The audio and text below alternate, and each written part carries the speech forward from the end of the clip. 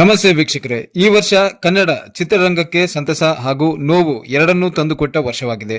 ಸ್ಯಾಂಡಲ್ವುಡ್ನಲ್ಲಿ ಹಲವು ಚಿತ್ರಗಳು ಜಾಗತಿಕ ಮಟ್ಟದಲ್ಲಿ ಮೆಚ್ಚುಗೆ ಪಡೆದರೆ, ಮತ್ತೊಂದೆಡೆ ಕನ್ನಡ ಚಿತ್ರರಂಗಕ್ಕೆ ಅಮೂಲ್ಯ ಕೊಡುಗೆ ನೀಡಿದ್ದ ಹಲವು ಕಲಾವಿದರು ನಮ್ಮನ್ನಗಲಿದ್ದಾರೆ.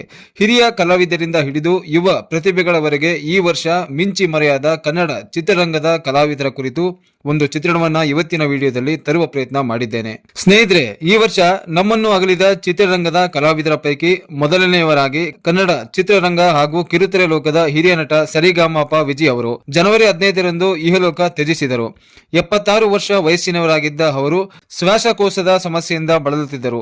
200ಕ್ಕೂ ಹೆಚ್ಚು ಚಿತ್ರಗಳಲ್ಲಿ ಅಭಿನಯಿಸಿದ್ದ ಸರಿಗಮಪ ವಿಜಯ್ ಅವರು ಸಹಾಯಕ ನಿರ್ದೇಶಕನಾಗಿಯೂ ಕೆಲಸ ಮಾಡಿದ್ದು, ಟಿವಿ ಹಾಗೂ ಧಾರಾವಾಹಿಗಳಲ್ಲಿ ನಟನೆ ಹಾಗೂ ನಿರ್ದೇಶನದ ಮೂಲಕವೂ ಗುರುತಿಸಿಕೊಂಡಿದ್ದರು.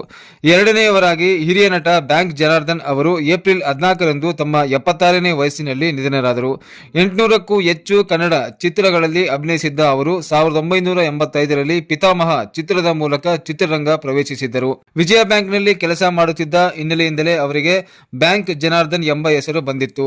ಮೂರನೆಯವರಾಗಿ ಯುವ ಹಾಸ್ಯ ನಟ ರಾಕೇಶ್ ಪೂಜಾರಿ ಅವರ ಅಕಾಲಿಕ ನಿಧನ ಕನ್ನಡ ಚಿತ್ರರಂಗವನ್ನ ತೀವ್ರವಾಗಿ ಕಂಬನಿ ಮಿಡಿಸಿತ್ತು. ಕಾಮಿಡಿ ಕಿಲಾಡಿಗಳು ರಿಯಾಲಿಟಿ ಶೋ ಮೂಲಕ ಜನಪ್ರಿಯರಾಗಿದ್ದ ರಾಕೇಶ್ ಪೂಜಾರಿ ಅವರು ಮೇ 12ರಂದು ಹೃದಯಾಘಾತದಿಂದ ನಿಧನರಾದರು. ರಿಷಬ್ ಶೆಟ್ಟಿ ನಿರ್ದೇಶನದ ಕಾಂತಾರ ಚಾಪ್ಟರ್ 1 ಸಿನಿಮಾದಲ್ಲಿ ಅವರು ಕೊನೆಯದಾಗಿ ನಟಿಸಿದ್ದರು.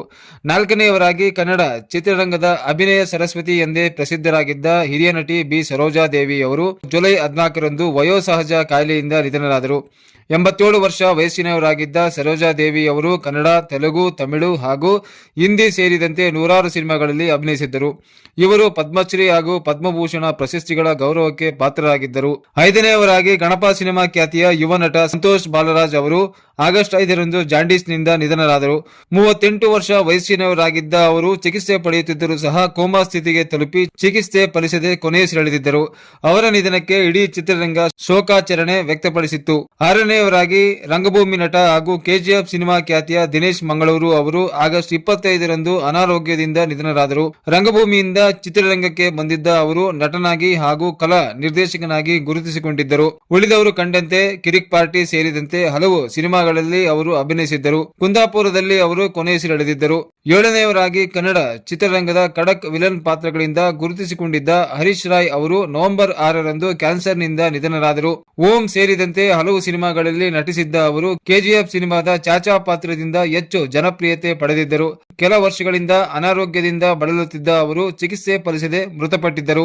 ಇನ್ನು 8ನೇಯವರಾಗಿ ಕನ್ನಡ ಚಿತ್ರರಂಗದ ಹಿರಿಯ ಹಾಸ್ಯ ನಟ ಉಮೇಶ್ ಅವರು ನವೆಂಬರ್ 30ರಂದು ಕ್ಯಾನ್ಸರ್ನಿಂದ ಚಿಕಿತ್ಸೆ ಫಲಿಸದೆ ನಿಧನರಾದರು. 350ಕ್ಕೂ ಹೆಚ್ಚು ಕನ್ನಡ ಸಿನಿಮಾಗಳಲ್ಲಿ ಅಭಿನಯಿಸಿದ್ದ ಅವರು ತಮ್ಮ ಅಪಾರ್ಥ ಮಾಡ್ಕೋಬೇಡಿ ಎಂಬ ಡೈಲಾಗ್ನಿಂದ ಮನೆ ಮಾತಾಗಿದ್ದರು.